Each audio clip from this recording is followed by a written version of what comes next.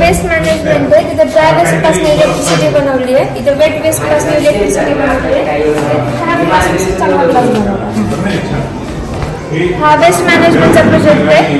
तिथे आपण ड्राय वेस्टला जाळून हीट प्रोड्यूस करून बॉयलर गरम करणार आहोत आणि बॉयलर गरम झाल्यावर स्टीम जनरेट होऊन स्टीमच्या प्रेशरने टर्बाइन्स रोटेट होणार आणि जनरेटर ऑन झालं की इलेक्ट्रिसिटी तयार होणार.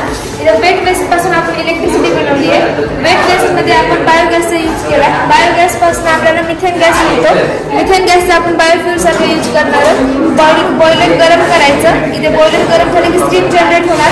स्टीमच्या प्रेशरने टर्बाइन्स रोटेट होणार आणि टर्बाइन्स रोटेट झाले की जनरेटर ऑन होणार आणि इलेक्ट्रिसिटी तयार होणार. इथे आपण खराब ग्लास पासून चांगला ग्लास बनवला. पहिले तर ग्लासला छोट्या छोट्या पीसेसमध्ये त्याला क्रश करायचं, नंतर त्याला मेल्ट करायचं. हायड्रोलिक पॉवर प्लांट आहे. जेव्हा आपण जवळपास 6 नद्यांवर डॅम कसं केलं आहे, डॅमचा उपयोग आपण पाणी साठवण्यासाठी किंवा मच्छीमार करून आपला उडवण्यासाठी करतो आणि नंतर जेव्हा आपल्याला पाण्याची गरज असते तेव्हा ते आपण नदीत सोडतो. पण आपण जर त्याच्या हा प्रोजेक्ट जोडला हायड्रोलिक पॉवर प्लांट प्रोजेक्ट, तर त्यापासून आपण पाण्यापासून इलेक्ट्रिसिटी तयार करू शकतो आणि इलेक्ट्रिसिटी पोल्युटेड फ्री असते.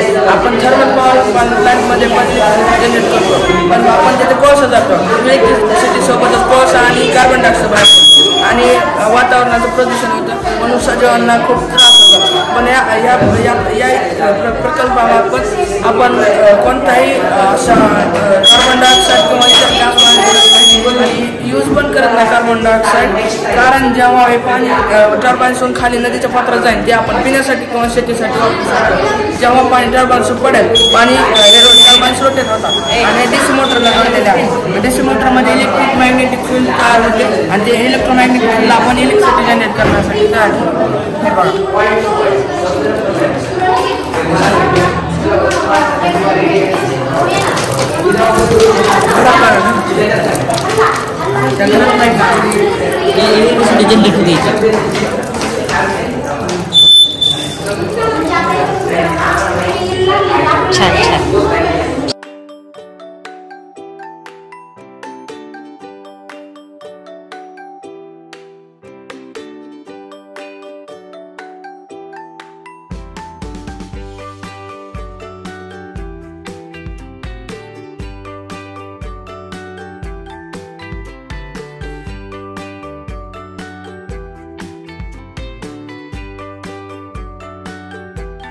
मी विद्यार्थ्यांना सक्सेसफुल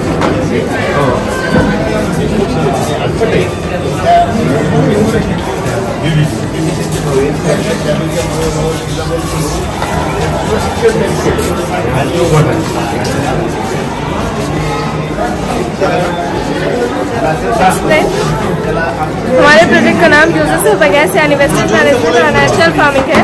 आप सोच रहे होंगे बायोगैस क्या है। गन्ने का रस निकालने के बाद बच जाने वाला ड्राई मटेरियल बायोगैस कहलाता है। ये एनिमल एरिया, ये गोदाम है जहाँ पर हम बायोगैस के जरिए खाद बनाते हैं। ये वेजिटेबल गार्डन है और ये खेत है जहाँ पर हमने गन्ने लगाए हुए हैं। गन्ने हमने इसलिए लगाए क्योंकि महाराष्ट्र में ज्यादातर गन्ने की फसल होती है। सबसे पहले ये बायोगैस हम खाद बनाने के लिए इस्तेमाल करते हैं। फिर जो बायोगैस बचता है उसे हम कंपनी को बेचते हैं, जिससे कंपनी ईंट, पेपर, प्लेट जैसी चीजें बनाती है। और जो बायोगैस रहता है हम उसे बारीक ग्राइंड करके एनिमल को चारे के तौर पर डालते हैं। Thank you.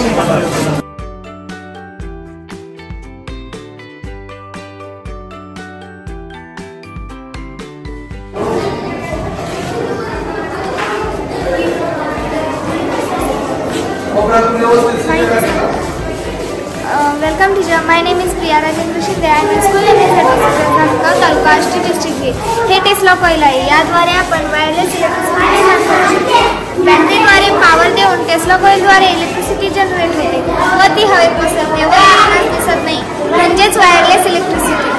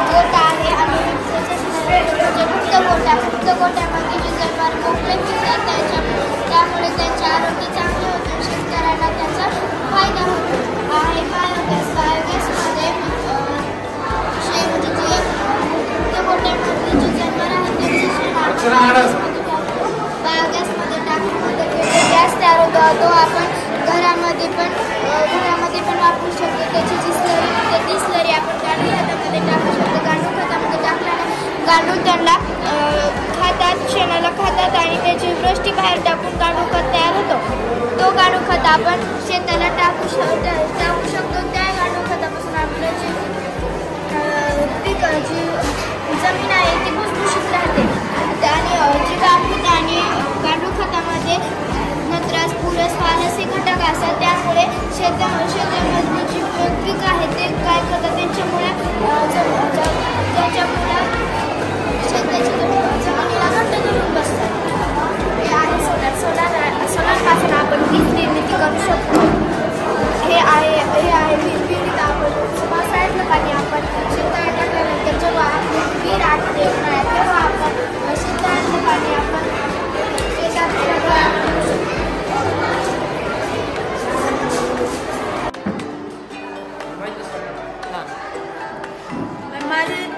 माझ्या या प्रयोगात नाव आहे इलेक्ट्रिक जनरेटर.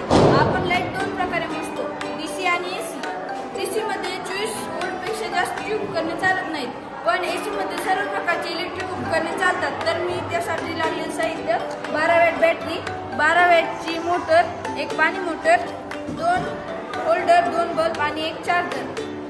मी इलेक्ट्रिसिटी बनवण्यासाठी या पाणी मोटरमध्ये व्हाईट चुंबक टाकलेले आहेत. त्या चुंबकापासून इलेक्ट्रिसिटी निर्माण होते आणि या सर्वांना पुरवते आणि या चार्जरद्वारे या बॅटरीला रिटर्न चार्जिंग करते. म्हणजे ही कधी न संपणारी ऊर्जा बनलेली आहे.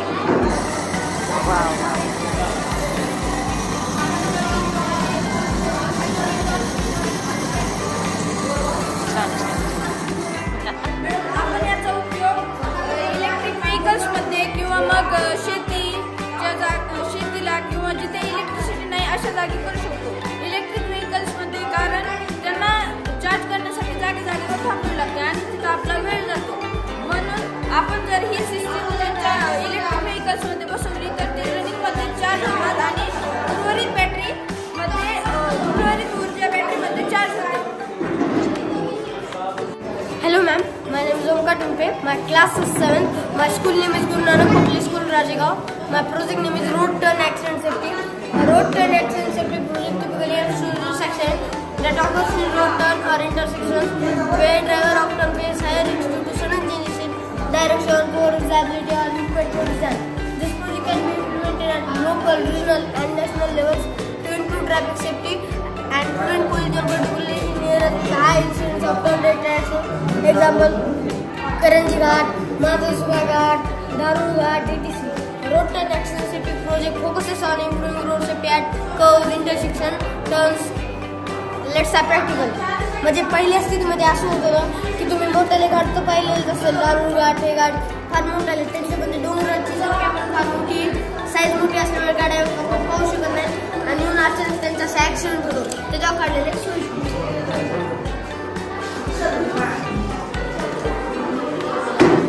जेव्हा ही गाडी या सिस्टीमच्या जवळ येईल त्या इकडल्या गाडीला लगेच जागेवर थांबायचे किंवा स्पीड कमी करायची. Benefits of the project is human safety, animal safety, causing of government, increasing public confidence, decreasing vehicle. Thank you. Best कसं वाटलं project? एकदम भारी, मस्त, सो गुड. नमस्कार, माझे नाव तेजस चौधरी. माझ्या उपकरणाचे नाव आहे मल्टीपर्पज हायड्रॉलिक अर्थ आणि क्रेन. ही फक्त हवेच्या आणि पाण्याच्या दाबावर चालते. जेव्हा आपण इथं ढकलतो तेव्हा इथं प्रसरण होतं त्याचं आणि एक दाब तयार होऊन ते दाबाच्या द्वारे चालते ती. म्हणजे काय पोटेन्शियल एनर्जी काय एनर्जी बनते आणि आपल्याला जेव्हा चारी साईडनी काम असू शकतं तर कोणत्या पण डायरेक्शन चालतं.